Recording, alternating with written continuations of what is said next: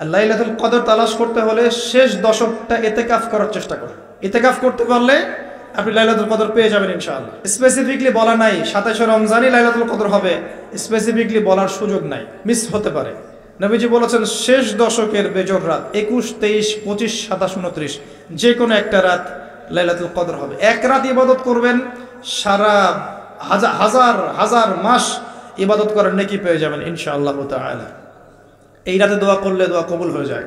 আল্লাহ পাক আমাদেরকে লাইলাতুল কদর পাওয়ার তৌফিক দান করুন, ইতিকাফ করার তৌফিক দান করুন। আমিন। রমজান মাসের সবচেয়ে বড় কাজ এবং রমজান মাস যে কারণে মহিমান্বিত সেটা হচ্ছে আল কোরআনুল কারীম। রমজান মাস সেই মাস যেই মাসে কোরআন নাজিল করা হয়েছে। কি কারণে রমজান মাস এত ফজিলতময়? প্রশ্নটা কি একটা যৌক্তিক প্রশ্ন না? শাবান মাসে কেন এত কিছু নয়? রজব মাসে নয় কেন? রমজান মাসেই কেন? উত্তর একটা উত্তর, যে শাহরু রমাদানাল্লাযী উনজিলা ফীহিল কোরআন। রমজান সেই মাস যেই মাসে আমি কোরআন নাজিল করেছি। কি জন্য নাজিল করেছেন আল্লাহ পাক? হুদাল লিন্নাস, এটা মানব জাতির জন্য হেদায়েত, ওয়া বাইয়িনাতিন মিনাল হুদা, এবং এটা সুস্পষ্ট একটা প্রমাণ, ওয়াল ফুরকান, এবং সত্য মিথ্যার মানদণ্ড, ইলা আখিরিল আয়াত। সূরা কদরে আল্লাহ বলছেন ইন্না আনজালনাহু ফি লাইলাতুল কদর, আমি লাইলাতুল কদরে কোরআন নাজিল করেছি। আর কদর কোন মাসে? শাবানে না রজবে না রমজানে? তাহলে রমজান মাসে কোরআন নাজিল হয়েছে, প্রমাণ হলো। রমজান মাসে আল্লাহ পাক কোরআন নাজিল করেছেন কোথায়? এবার আপনাকে দেখাচ্ছি। এই যে আইয়ামে জাহেলিয়াত। কোথায়? আইয়ামে জাহেলিয়াতে, যখন একটা যুগের মধ্যে শিরক আছে, সুদ আছে, ঘরে ঘরে শিরক, ঘরে ঘরে সুদ, ঘরে ঘরে মাদক, ঘরে ঘরে মেয়েদের অবমাননা এবং গোত্রীয় হানাহানি, কাটাকাটি, মারামারি, জেনা, ব্যভিচার ভর্তি একটা সমাজের মধ্যে। এখানে রমজান মাসে লাইলাতুল কদরে আল্লাহ কোরআন নাজিল করছেন। কথা কি বুঝতে পারছেন? এবার এই মাসটাকে আল্লাহ পাক সম্মানিত করে দিলেন। তাহলে রমজান মাসের মূল কাজটা কি? কোরআনকে সময় দেয়া। এই মাসের মূল বিষয়টা কি? আল কোরআন। এখন আসেন, এই জাহেলি যুগে কোরআন নাজিল হলো মাত্র 23 বছর পর। কত বছর? মাত্র 23 বছর কোরআন অনুযায়ী চলার পরে দেখা গেল ওই জাহেলি যুগের মধ্যে কোনো শিরক নাই, ওই জাহেলি যুগের মধ্যে কোনো সুদ নাই, ওই জাহেলি যুগের মধ্যে কোনো নারীর অবমাননা নাই, ওই জাহেলি যুগের মধ্যে কোনো রকমের মাদক নাই, এই জাহেলি যুগের মধ্যে, ওই জাহেলি যুগের কোনো গোত্রীয় হানাহানি নাই, সবাই ভাই ভাই হয়ে গেছে। সুবহানাল্লাহ। কত বছর? 23 বছর। কিভাবে চলেছেন? এই আল্লাহর কিতাব আল কোরআনুল কারীম, এর শিক্ষা এবং এর ব্যাখ্যা সুন্নাহ, এটাকে ফলো করে চলা হয়েছে 23 বছর, মাত্র 23 বছর। এখন সেই আল্লাহ কি নাই? সেই নবী নাই? নবী জীবিত না থাকলেও তার সুন্নাহ নেই, এবং সেই কিতাব আমাদের মাঝখানে নাই? সবই আছে। যদি সেই আল্লাহ থাকেন, সেই নবীর সুন্নাহ থাকে এবং সেই কিতাব আমাদের মাঝে থাকে, তাহলে আমাদের জাহিলিয়াতগুলো দূর করা সম্ভব না? কি করবেন রমজান মাসে কোরআনকে? আপনি জেনেছেন রমাদান মাস কোরআনের মাস, এই মাসটাকে আপনি কিভাবে মূল্যায়ন করবেন? আমি কয়েকটা ক্লাসিফিকেশন বলছি, লিসেন, এই জায়গাটা একটু ভালো করে শোনেন। 1 নাম্বার, বিভিন্ন শ্রেণীর মানুষ থাকে। এক শ্রেণীর মানুষ আছে আমাদের সমাজে যারা আলিফ বা তা সা মোটেই জানে না। আছে? আছে? এমন অনেক মানুষ আছে, এদের সংখ্যা কিন্তু কম না, প্রচুর মানুষ যারা আলিফ বা তা সা উচ্চারণ করতে পারে, কোরআন বিশুদ্ধ করে একটা আলহামদুলিল্লাহি রাব্বিল আলামিন এটা পড়তে পারে না, বানান করে করে পড়তে পারে না। আছে না? এক কথায় বিশুদ্ধ তেলাওয়াত করতে পারে না, এমন মানুষের সংখ্যা কম না বেশি? প্রচুর। তাদের জন্য এই রমজানের টার্গেট হচ্ছে তাদেরকে এই রমজানের মধ্যেই কোরআন তেলাওয়াত করা শিখতে হবে। এতটুকু পারবেন? পারবেন না? ভয় পাচ্ছেন? রমজান 1 মাস সময় লাগার কথা না, আপনার 20 দিন সময় লাগবে কোরআন তেলাওয়াত শিখতে ইনশাআল্লাহ। বিশ্বাস হচ্ছে না? হয়তো আপনি দ্রুত গতিতে পড়তে পারবেন না, কিন্তু পড়তে পারবেন। আপনি মদ মাখরাজ তাজবিদগুলো শিখতে পারবেন। এখন আপনার জন্য টার্গেট যারা কোরআন মোটেই তেলাওয়াত করতে পারেন না, এই মাসে 1 মাসের মধ্যে আপনি কোরআন তেলাওয়াত করা শিখবেন, এটাই আপনার টার্গেট। পারবেন? মনে রাখবেন, নবী সাল্লাল্লাহু আলাইহি ওয়াসাল্লাম বলেছেন ইকরাউল কোরআন, তোমরা কোরআন তেলাওয়াত করো। ফাইন্নাহু ইয়াতি ইয়াউমাল কিয়ামা শাফিআন লিআসহাবি, কোরআন কিয়ামতের দিন তার পাঠকারীর জন্য সুপারিশকারী হবে ইনশাআল্লাহ তাআলা। খায়রুকুম মান তাআল্লামাল কুরআন ওয়া আল্লামা, তোমাদের মধ্যে সেই ব্যক্তি শ্রেষ্ঠ বা উত্তম যে নিজে কোরআন শেখে অন্যকে শেখায়। আরো হাদিস এসেছে নবী সাল্লাল্লাহু আলাইহি ওয়াসাল্লাম বলেছেন আল্লাযী ইয়াকরাউল কুরআন ওয়া হুয়া মাহিরুম বিহ, যে ব্যক্তি কোরআন তেলাওয়াত করে এবং তার উপরে দক্ষ হয়, মা'আস সাফরাতিল কিরামিন বাররা, সেই ব্যক্তি সম্মানিত ফেরেশতাদের সাথে হাসর করবে ইনশাআল্লাহ। ওয়াল্লাযী ইয়াকরাউল কুরআন ওয়া ইয়াতাতা'তাউ ফীহ, আর যে ব্যক্তি কোরআন তেলাওয়াত করে কিন্তু করতে গিয়ে আটকে যায়, ওয়া হুয়া আলাইহি শাক, এটা তার জন্য কষ্টকর হয়, ফালাহু আজরান, তার জন্য ডাবল পুরস্কার আছে। একটা হাদিসে তিরমিজির হাদিসে নবীজি বলেছেন যে মান করা হারফাম মিন কিতাবিল্লাহি ফালাহু হাসানা, যে ব্যক্তি একটা হরফ পড়বে আল্লাহর কিতাবের, আলিফ লাম মিম, লা আকুলু আলিফ লাম মিম হরফুন, নবীজি বলছেন আমি বলছি না যে আলিফ লাম মিম তিনটা মিলে একটা হরফ, বাল আলিফুন হরফ, লামুন হরফ, মিমুন হরফ, আলিফ একটা হরফ, লাম একটা হরফ, মিম একটা হরফ, প্রত্যেকটা হরফে তার 10টা করে নেকি হবে ইনশাআল্লাহ। আল হাসানাতু বিআশরি আমসালিহা, একটা নেকিকে 10 দিয়ে গুণ করা হবে। আর রমজান মাসে যে কোনো নেক আমল 70 গুণ বাড়িয়ে দেওয়া হয়। আল্লাহ চাইলে 700 গুণ বাড়াতে পারেন, আল্লাহ চাইলে অপরিসীম বাড়াতে পারেন। আল্লাহ পাক কবুল করুন। তিলাওয়াত করবেন, তিলাওয়াত শিখবেন। তো যাদের কোরআন তেলাওয়াত করার যোগ্যতা নেই, এই মাসে কি টার্গেট দিলাম ভাই? এই মাসে আপনি ন্যূনতম টার্গেট জাস্ট কোরআন তেলাওয়াত শিখবেন, পারবেন ইনশাআল্লাহ? অনেকের মধ্যে কনফিউশন আছে না, আমারটা হচ্ছে কি হচ্ছে না, আছে না, সঠিক হচ্ছে কি হচ্ছে না। আপনিও এই টার্গেটে থাকেন, আপনি এই মাসে কোরআন আবার তেলাওয়াত করা শিখবেন। কিভাবে শিখবেন? মাদ্রাসায় কোর্স করানো হবে, আপনি মাদ্রাসায় যাবেন। অনলাইনে যদি কোর্স করায় কেউ, অনলাইনে কোর্স করবেন, অথবা বাসায় একটা আরবি শিক্ষক নেবেন, অথবা মসজিদ ভিত্তিক এই মাসব্যাপী কোরআন শিক্ষার কার্যক্রম চালু করবেন। করা যাবে ইনশাআল্লাহ। এটা উচিত রাষ্ট্র থেকে চালু করে দেয়া মাসব্যাপী কোরআন শিক্ষার কার্যক্রম। এটা করতে পারলে সবচেয়ে ভালো হতো, এদেশ থেকে যত মহামারীর ভাইরাস সব চলে যেত। বিশ্বাস করেন না কোরআনের বরকতে সব বিপদ আপদ কেটে যেতে পারে? সূরা বনী ইসরাঈল আল্লাহ পাক বলেছেন যে ওয়াইদা ক্বরা'তাল কুরআন, হে নবী আপনি যখন কোরআন তেলাওয়াত করবেন বা করেন, জাআলনা বাইনাকা ওয়া বাইনাল্লাযীনা লা ইউমিনুনা বিল আখিরাহ হিজাবাম মাসতুরা, যখন আপনি কোরআন তেলাওয়াত করেন তখন আপনার এবং ওই জগৎ, যেই জগৎটা আল্লাহ এবং পরকালে বিশ্বাস করে না, এদের মাঝখানে, মানে ইমানদার এবং এর শত্রুদের মাঝখানে আমি আল্লাহ একটা অদৃশ্য পর্দা স্থাপন করে দেই। সুবহানাল্লাহ। ওই দিক থেকে কোনো ক্ষতি আপনাকে স্পর্শ করতে পারবে না। যাই হোক, এটা আপনাদের টার্গেট। 2 নাম্বার, দ্বিতীয় শ্রেণীর মানুষ যারা কোরআন মাশাআল্লাহ তেলাওয়াত করতে জানেন এবং আপনার কনফিডেন্স আছে। এখানে একটা কথা বলতে ভুলে গিয়েছিলাম যে আপনাকে শয়তান 3 ভাবে বিভ্রান্ত করতে পারে।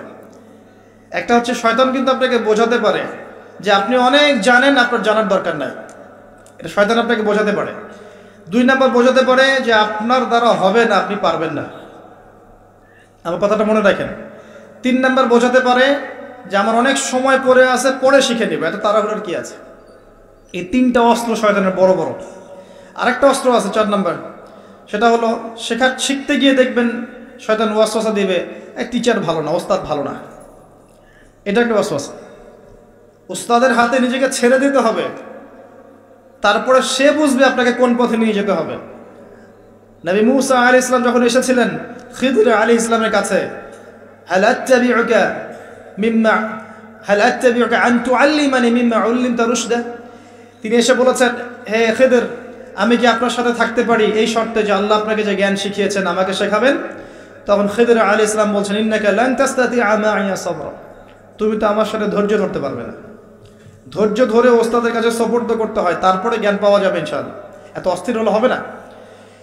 2 নম্বর শ্রেণী যারা পড়তে পারেন তাদের জন্য নসিহত হচ্ছে, এই রমজান মাসে আপনার টার্গেট এই কিতাব আপনি একবার খতম করবেন, একবার অনলি। পারবেন?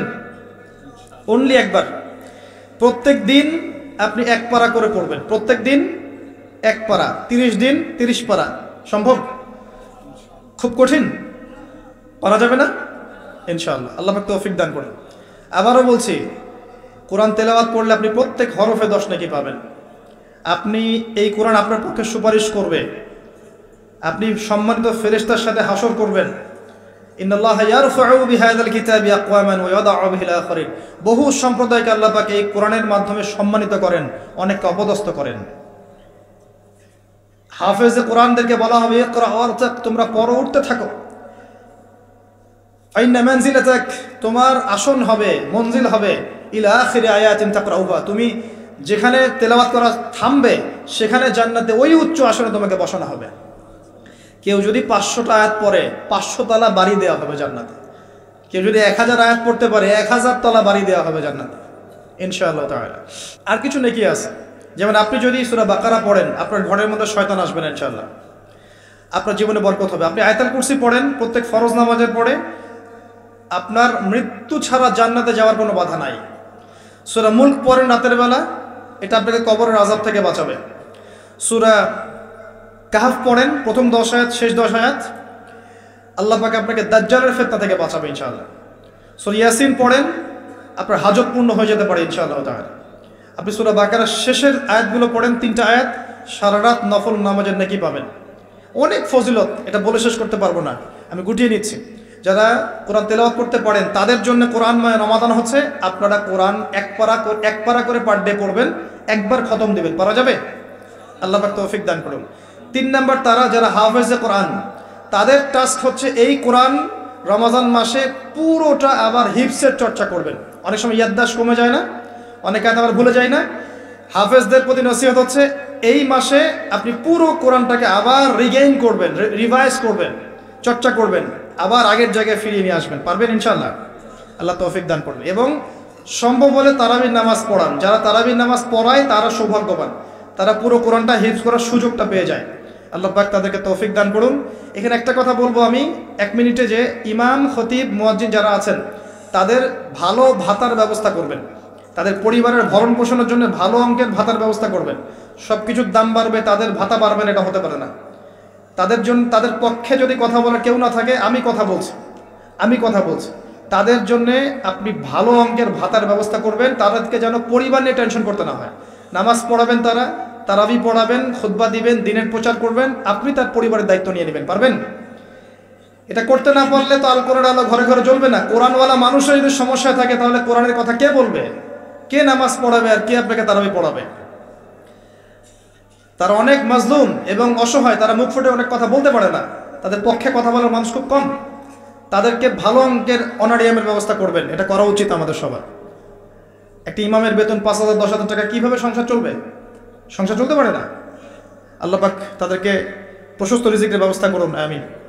আমাদের মানসিকতা পরিবর্তন করুন, আমিন। হাফেজ কোরআনদের জন্য এই টাস্ক, আপনারা পুরো কোরআন হিফজ করবেন, চর্চা করবেন এই রমজান মাসে। তারপরে আর 2-3টা বলে শেষ করছি। যারা কোরআন আমরা অর্থ জানি, টুকটাক অর্থ জানি, আমাদের কাজ হচ্ছে এই রমজান মাসে কোরআনের ব্যাকরণগুলোকে ঝালাই করা, আরবি ভাষাটাকে একটু ঝালাই করা, এবং বিশুদ্ধ তাফসিরকে নিয়ে পুরো কোরআন A to Z পুরো কোরআন 1 মাসের মধ্যে অর্থ সহ পড়া, পারবো ইনশাল্লাহ?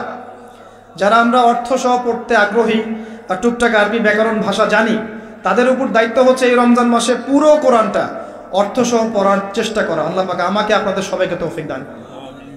এখানে আমি একটা সহজ কথা বলছি, শোনেন। আল কোরআনুল কারীমের মধ্যে 600টা পৃষ্ঠা আছে। কয়টা পৃষ্ঠা? এই কিতাবের মধ্যে 600 পৃষ্ঠা আছে। প্রত্যেক 20 পৃষ্ঠায় একটা করে পারা শেষ হয়, এবং প্রত্যেকটা পৃষ্ঠায় আপনি 15টা করে লাইন পাবেন, 15টা করে লাইন পাবেন। প্রত্যেকটা লাইনে আপনি গড়ে 9টা করে শব্দ পাবেন, 9টা শব্দ। কোন লাইনে 10টা থাকতে পারে, কোন লাইনে 8টা থাকতে পারে, গড়ে 10টা শব্দ, 9টা শব্দ থাকবে। এবং এক পৃষ্ঠায় 135 থেকে 140টা শব্দ থাকে। কথা কি বুঝতে পারছেন?